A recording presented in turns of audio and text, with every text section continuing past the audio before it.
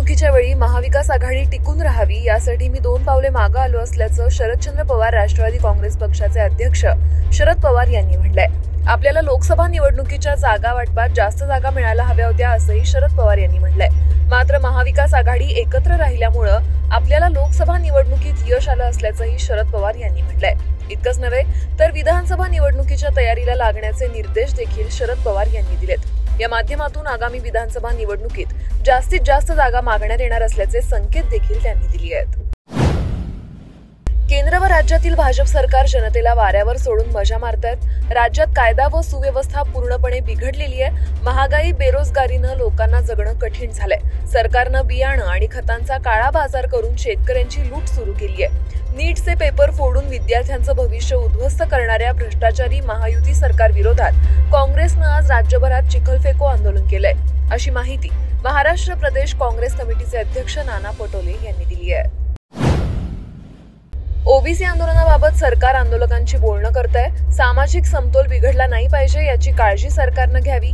कोणत्याही परिस्थितीमध्ये द्वेष पसरू नये ही आमच्या पक्षाची भावना आहे। ओबीसी यांना न्याय देण्याबाबत सरकारनं निर्णय घ्यावा।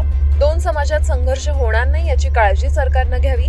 यावेळी आम्ही निवडणूक लढवली, त्यात ओबीसी यांनी आम्हाला मदत केली आहे। ठराविक समाज एका बाजूला नेणं काही जणांचा राजकीय स्वार्थीपणा आहे। कोणावर अन्याय होणार नाही हे सरकारनं पाहावं, असं मत राष्ट्रवादी काँग्रेस पक्ष शरदचंद्र पवार गटाचे प्रदेशाध्यक्ष जयंत पाटील यांनी पत्रकारांशी बोलताना शुक्रवारी व्यक्त केलं। ओबीसी 70 वर्षापासून बोगस आरक्षण खात असल्याचा आरोप मराठा आंदोलक मनोज जरांगे पाटील यांनी केलाय। आज गरीब लोकांना आरक्षण मिळतंय तर त्यांना वाईट वाटतंय। त्यांचे विचार उघड पडले असल्याची टीका देखील मनोज जरांगे पाटील यांनी केली आहे। मंडल आयोग रद्द होतं आणि त्याला चॅलेंज देखील होते। जातीयवाद कसा असतो ते ओबीसी नेत्यांकडून पाहायला मिळत असल्याचा आरोप देखील जरांगे पाटील यांनी केलाय। मराठा समाजाबद्दल त्यांची नियत काय आहे ते दिसलं असल्याचंही जरांगे म्हणाले। प्राध्यापक लक्ष्मण हाके यांनी सुरू केलेल्या आंदोलनावर मनोज जरांगे पाटील यांनी जोरदार टीका केली आहे।